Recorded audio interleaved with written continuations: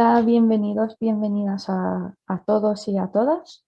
Hoy tenemos el honor de hablar con Sol Vergés, que es una traductora con casi 15 años, que lleva casi 15 años en el mundo de la traducción y que también es la presidenta del Colegio de Traductores Públicos de Río Negro, ahí en Argentina.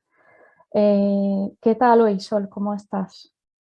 Hola, muy bien, con un día hermoso de sol. Qué bien. Aquí en España estamos ya despidiéndonos un poco del verano.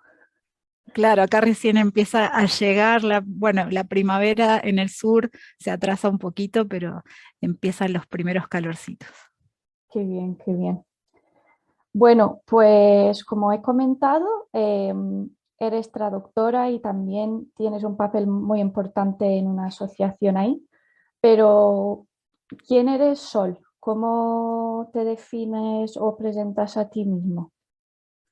Sí, cuando pienso en esto, en realidad es muy difícil definirme porque tengo muchísimos intereses, creo que como todos los traductores, ¿no? Casi que todas las personas que se dedican a la traducción tienen intereses muy variados, pero si tuviera que definirme hoy a alguien que me conoce recién ahora, diría que soy traductora, madre, cantante y fotógrafa. Eso es como lo principal que ocupa mi vida, y que soy muy curiosa y que no me quedo quieta ni un segundo, y por eso participo de todas las actividades que se presentan en la traducción. Qué bien, qué bien. Y, y he visto en tu perfil de LinkedIn, por ejemplo, que trabajas mucho ahora con la traducción automática. ¿Qué te llevó a empezar a explorar ese tema en concreto? En principio, mira, siempre me gusta explicar, porque tal vez hay gente que está escuchando y no sabe muy bien la diferencia entre traducción asistida por computadora y la traducción automática.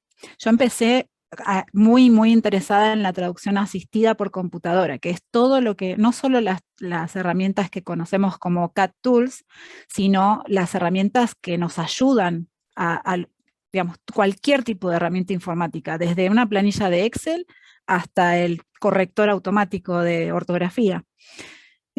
Así que empecé, digamos, por ahí, a ver, desde hace muchos años, desde que estaba en la facultad, que usé la primera versión de Trados y quedé maravillada, que era Workbench en esa época, y empecé, digamos, con eso. Y ahora, en los últimos años, diría los últimos 5, 6 años, no puedo, la verdad es que no puedo identificar en qué año empecé a usarla, pero cuando empezó todo el furor de Google como traductor y de las herramientas que tenemos en el celular, la empecé a investigar ya desde lo profesional.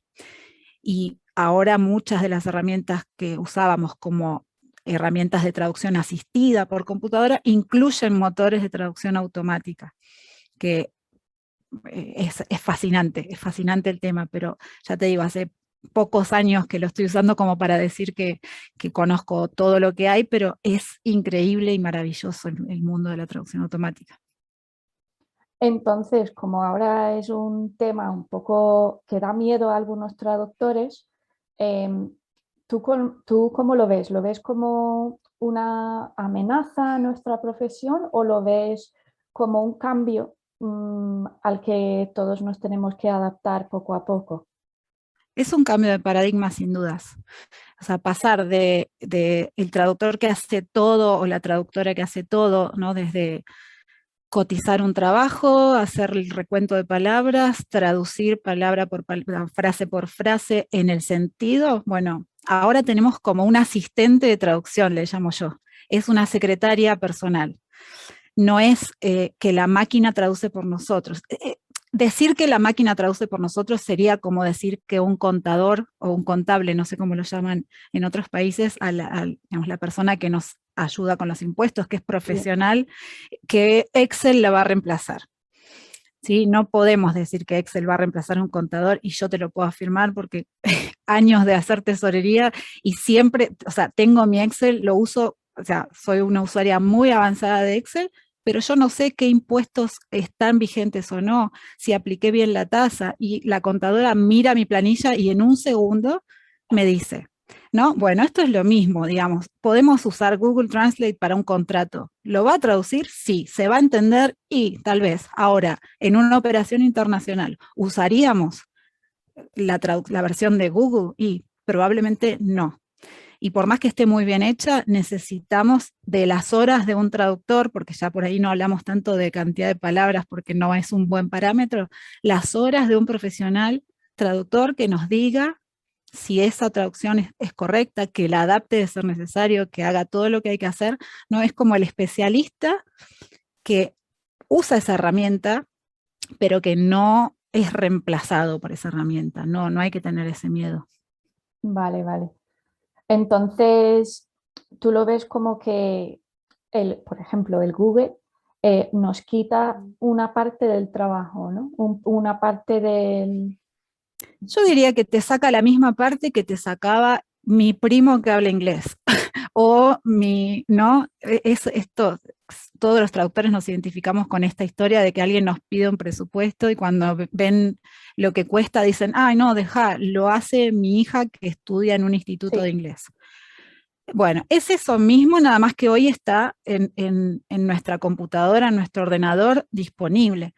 Pero esos clientes siempre existieron y siempre van a seguir existiendo. No es, o sea, hoy es una computadora o sigue siendo el hijo, el primo, el tío, pero digamos que no, no es lo nuevo. La gente que sabe el valor de la traducción y sabe el valor de que un profesional haga el trabajo, lo valoraba antes y lo va a seguir valorando a pesar de las herramientas. Es lo mismo que esa comparación que hicimos de Excel con el contador o la contadora.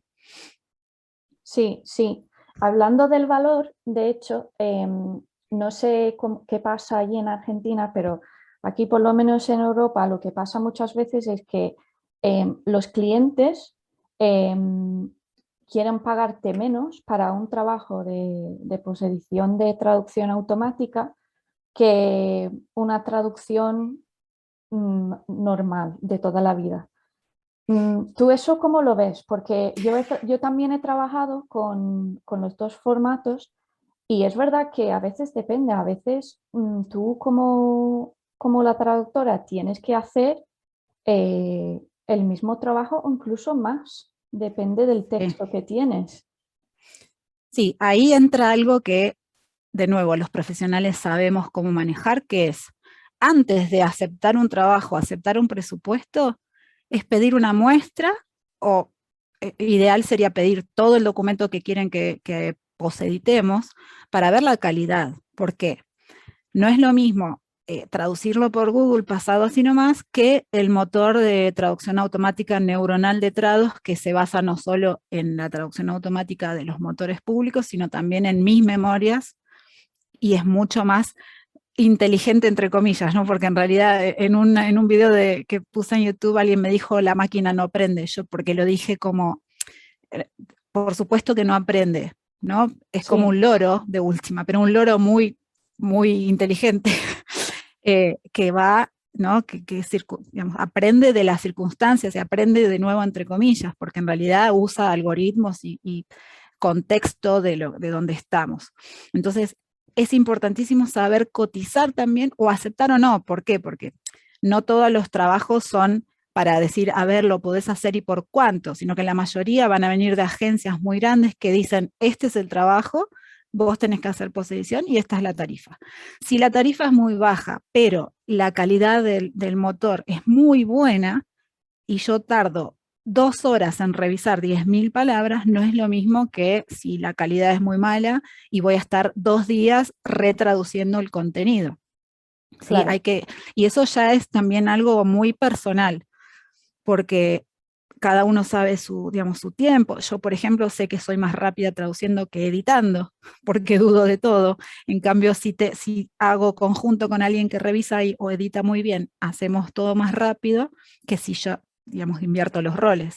Hay que conocerse muy bien, conocer muy bien el trabajo, saber no decir que sí sin mirar, y si decimos que sí sin mirar, después tratar de ir ajustando esa dinámica, de no siempre decir que sí, porque tal vez si la traducción es muy mala, vamos a tener que volver. Y después hay otro consejito, otra cosa importante, que es que si aceptamos un trabajo y nos damos cuenta en el camino de que realmente está muy mal, avisar cuanto antes, digamos Sí, que tampoco somos infalibles. Por más experiencia que uno tenga, todos los años tengo 2 o 3 trabajos con los que me equivoco en el presupuesto o en el tiempo que me iba a llevar, porque son casos siempre muy, muy diferentes. sí, sí, sí. Entonces, sí, yo estoy de acuerdo contigo. La cuestión es valorar cada proyecto y no tener, yo creo que para la posedición no se puede tener como una tarifa, como puedes tener para la traducción, no puedes tener una tarifa. Bueno, esta es mi tarifa por palabra. Creo que hay que ir un poco más allá con la posedición. Sí. ¿Mm? Entonces, Totalmente. para la gente que no entiende mucho este tema, ¿nos puede explicar un poco la diferencia entre un proyecto de traducción y un proyecto de posedición de traducción automática?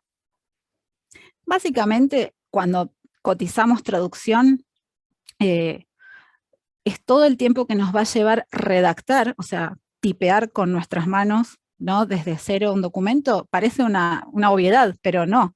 O sea, la traducción automática o la posedición no requieren del tiempo de tipeado, que por más que seamos súper rápidos, es tiempo, Sí, ¿sí? Cada uno sabrá con qué velocidad escribe, pero el ejercicio de tipear algo es un tiempo más. Después está, bueno, otros factores, la carga terminológica, qué tipo de texto de qué estamos hablando, si es una especialización nuestra o no.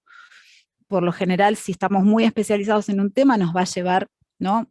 Muy poquito tiempo y lo cobraremos más caro porque, digamos, va a ser algo sí, rápido y bueno, y en cambio si es algo muy técnico, tendremos que contemplar a la inversa, que nos va a llevar más tiempo, pero que no podemos exagerar en la tarifa porque tal vez tengamos que hacer consultas o con el cliente o pedir que revise alguno de sus, no sé, ingenieros, por ejemplo, si es algo muy técnico. En cambio, en la posedición ya nos dan algo hecho, que nosotros tenemos que, seríamos como el control de calidad, ¿no? de ese motor de traducción que se usó. Eh, Más allá de que después puede haber una etapa de edición de nuestra posedición o de revisión final, depende de dónde estamos. Las normas ISO hablan de revisión y edición como 2 etapas posteriores a la traducción, pero en este caso sería tal vez 2 etapas más.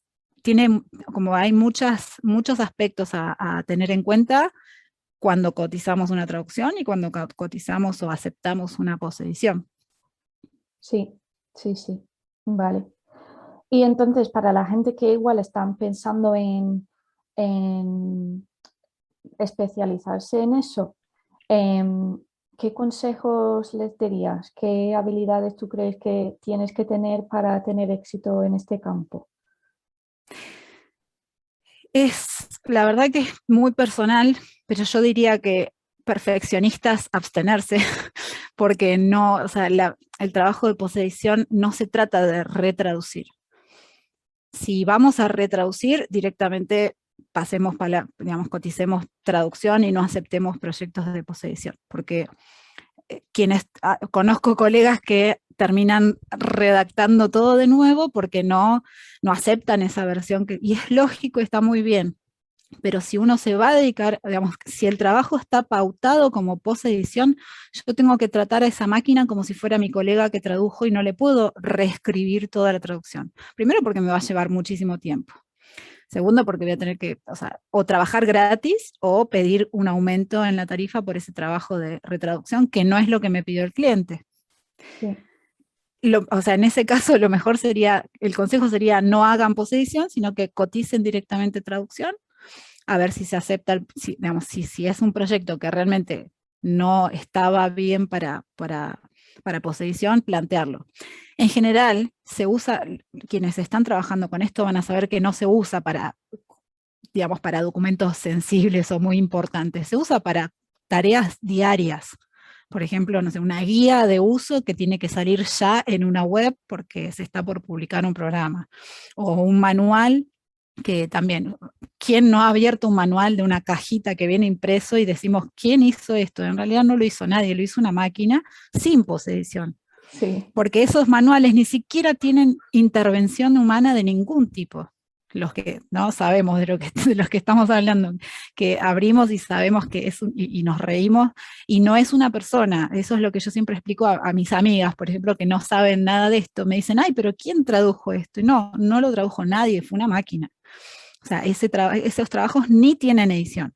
Entonces, cuando la empresa o el cliente va un pasito más allá y pide que alguien posedite, lo que quiere es que no sea un completo desastre ese manual, pero tampoco busca que sea una obra de Shakespeare, ¿no? O sea, es como un pasito más que la traducción automática. Por eso a veces se cobra más, digamos, se paga más barato, porque tampoco están esperando calidad de, digamos, final, porque si no, ni pasarían por traducción automática, porque además estaríamos hablando de algo muy confidencial. Eh, Son como distintos trabajos. sí.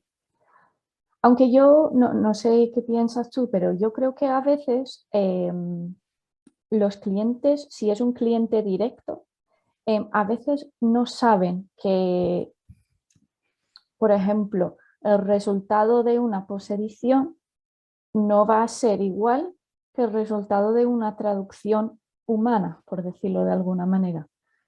Eh, Exacto. y yo creo que ahí requiere un poco, a veces hay que educar el cliente un poco en la diferencia entre las dos cosas, porque son dos servicios muy diferentes. Sí, ahí usaste una palabra clave que es educar. ¿Por qué? Porque hasta hace poco, digamos, bastante poco, no había cliente alguno que supiera que podía pedir posedición de sus traducciones. Empezaron como a escuchar esto, la persona de negocios que está muy actualizada empezó a leer sobre esto, empieza a ver qué hay. Entonces ahí empiezan a preguntar. Dice, ay, ¿y cuánto me sale? Sí. Y piensan que ellos van a pasar el texto por Google y no, en realidad vamos a usar herramientas profesionales para generar un resultado de traducción automática viable para una posedición.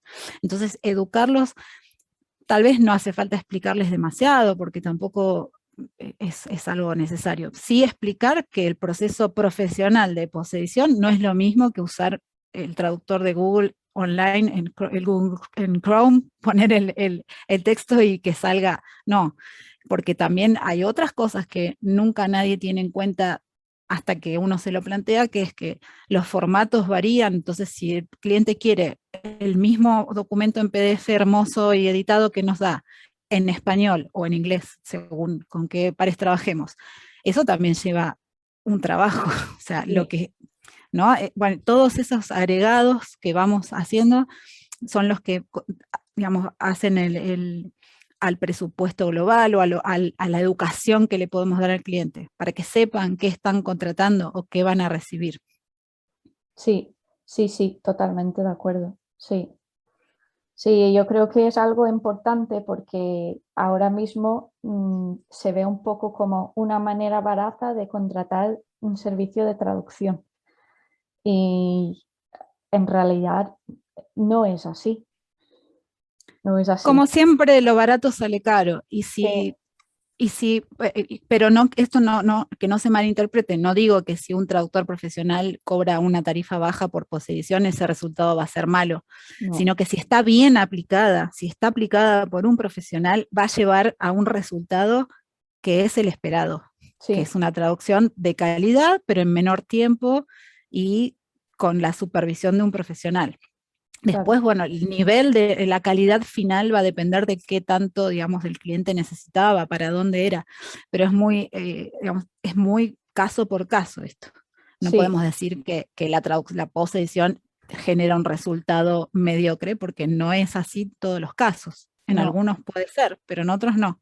Porque imagínate que, creo que alguien, no me acuerdo a quién escuché hablar de eh, em, la traducción automática usada para un juicio en el que había que procesar cantidades de datos que eran, no sé, millones de hojas en 2 días. Entonces, una persona, un abogado con su equipo, por más grande que sea, no hubieran podido procesar esa información nunca. En no. cambio, usando motores rápidos para, aunque sea que les diga de qué están mirando en esos datos que están viendo, tal vez llevan a un resultado millonario, ¿no? Son como distintos usos de las herramientas. Sí, sí, sí, sí. Bueno, y cambiando el tema un poco, nos has comentado al principio que aparte de traducir tienes otros intereses y bueno, y que haces muchas cosas aparte de traducir. Y una de esas cosas es que eres la presidenta del Colegio de Traductores Públicos de Río Negro. Entonces, Sí. ¿puedes contarnos un poco sobre el papel que tienes en esta asociación y mm, qué beneficios te ofrece, te trae como traductora? Bueno, el colegio de Río Negro es un colegio chico y cuando yo entré fui, digamos, est- cuando yo volví para Bariloche, que es en el sur de Argentina, pues yo vivía en Buenos Aires, que es la capital, Sí, me mudé para acá y no había colegio de traductores. ¿Sí? Los colegios de traductores en Argentina regulan, los de traductores públicos regulan la profesión de traductor público, que es como el traductor jurado, ¿no? Y bueno, buscando online, encontré un blog que era un grupo de traductoras que estaban formando el colegio. Me comuniqué y resulta que justo ese año que yo llegué acá, era la primera jura. O sea, ya se había creado el colegio, ellas habían creado la ley y todo desde cero. Y yo llegué como ya para, como decimos, para los aplausos. Sí, ¿no? O a comer la torta, en vez de, no tuve todos los preparativos, pero bueno. Así que apenas me matriculé, como te decía, como yo soy mandada a hacer para participar en todo, pregunté qué podía hacer, me sumé con lo que podía, no me acuerdo en qué ayudaba al principio, creo que las ayudé con algo de informática, por supuesto.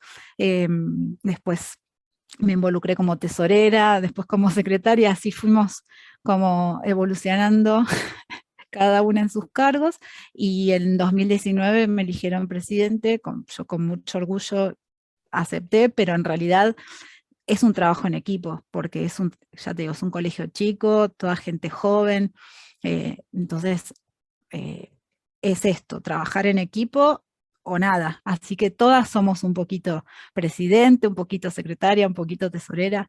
Y el beneficio que trae esto no solo es vincularse con otras traductoras, que tal vez es muy solitaria nuestra profesión, al menos para mí, sí, que trabajé siempre en mi casa y sola, más allá de que podemos ir con la oficina rodante a distintos lugares, es que lo que no nos, al menos esto es muy personal y hablo desde mi experiencia subjetiva, es poder cambiar lo que no nos gusta de nuestra profesión en la actualidad, ¿no? Si algo sentimos que podría mejorar, o en lugar de quedarnos en la queja o en publicar en una red lo que está mal o en exigir a las autoridades tal o cual cambio, que también, ojo, esa figura también es necesaria, la gente que solamente nos muestra, ¿no? Nos ayuda a los que sí. estamos haciendo a saber qué es lo que hay que modificar. Pero bueno, a mí personalmente me gusta ayudar en ese cambio y hacer día a día un poquito para mejorar la profesión, para mejorar la asociación, para nada, evolucionar como profesionales, porque la profesión, como bien hablábamos con la traducción automática, está evolucionando, el cambio es inminente, no podemos seguir con estructuras anteriores, así que hay que adaptarse. Sí, sí, totalmente, sí. Y sí, yo también trabajo desde casa casi siempre y yo también tengo un grupo no de traductoras, pero de mujeres que trabajan solas o tienen su propia empresa y la verdad es que trae muchos beneficios. Te sientes acompañada también porque al final estar en casa sola todos los días a veces te hace duro. Sí, ahora con la pandemia el mundo se identificó un poco con nosotras, pero Sí, antes de eso yo creo que no se entendía muy bien qué tanto implica estar todo el tiempo, porque bueno, hay gente que tiene mejor, digamos, experiencia con poner límites, pero yo que no la tengo, es a toda hora y a ver, con gusto lo hago, ¿no? Porque me gusta, no es que es un trabajo que yo disfruto muchísimo, pero estás en tu casa y tu casa es tu oficina es tu casa, está todo un poco mezclado y desde el BlackBerry que teníamos hace 1000 años hasta el smartphone de hoy que tiene Google todo ahí a disposición, estamos siempre disponibles. Y Sí, también los clientes se acostumbran a esto y si uno no responde rápido ya sabe que tal vez pierde el trabajo, entonces hay un poquito de eso. Y en la pandemia la gente normal, la que trabajaba en oficina con horarios, entendió qué tan difícil es esto del equilibrio entre el trabajo, la vida, poner el límite, cerrar la compu, abrirla. Es solo, y solo la gente que lo vivió puede relacionarse. Así que estos grupos, así como decís vos, pueden ser colegas, pero de otros países. Pueden ser colegas de la misma ciudad, como es nuestro caso. Pueden ser mujeres o personas de otros rubros, pero que saben lo difícil que es esto, tienen muchos de los mismos desafíos porque probablemente están con el síndrome del impostor, como tenemos la mayoría, y un montón de otras cuestiones que se dan en los profesionales de este tipo, ¿no? Que trabajan muchas horas como profesionales. Es, sí, es es muy complicado. importante, pero es muy importante rodearse de gente Sí, que nos entienda y que nos pueda dar, digamos, apoyo, sobre todo. sí, sí, sí. Y bueno, para terminar un poco, volviendo al tema de la traducción, ¿hay alguna herramienta o alguna aplicación que sea indispensable para hacer tu trabajo? Hay O- varias, ya.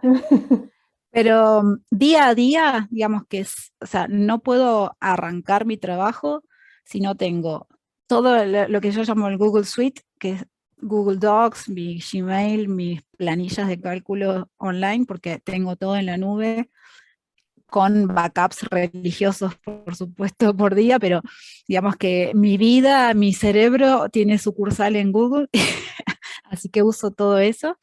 Trados Studio, actualmente uso 2021, pero vengo usándolo desde las primeras versiones, como te decía, cada vez que salía una nueva yo era la primera en la fila. WordFast también, porque me lo piden muchos clientes y es muy bueno para trabajar digamos, con equipos grandes desde distintos lugares. Y Excel. Excel, ya sea la planilla el programa Microsoft Excel o las planillas de cálculo que están en Google Docs. O sea, bueno, o las de OpenOffice, cualquiera que tenga, depende ahora estoy con una suscripción de Microsoft 365, pero cualquier planilla de cálculos es fundamental porque no puedo hacer ni 2 más 2 sin tipearlo. Y Ya si no el puedes cerebro está para otras hacer, cosas. ya no puedes hacer las matemáticas aquí. No, me cuesta, o sea, es como que tengo tanto en el cerebro que digo, no, mejor que de esto se encargue la planilla, no tener que pensar. Bueno, son como las secretarias, las principales secretarias, Trados Studio, Google Docs o todo digamos, el paquete de Google y Excel. Vale, vale. Pues muchísimas gracias, Sol, por tu tiempo hoy. Ha sido un placer. No, a vos por esta entrevista, por la invitación. Muchas gracias. De nada a ti. Hasta luego.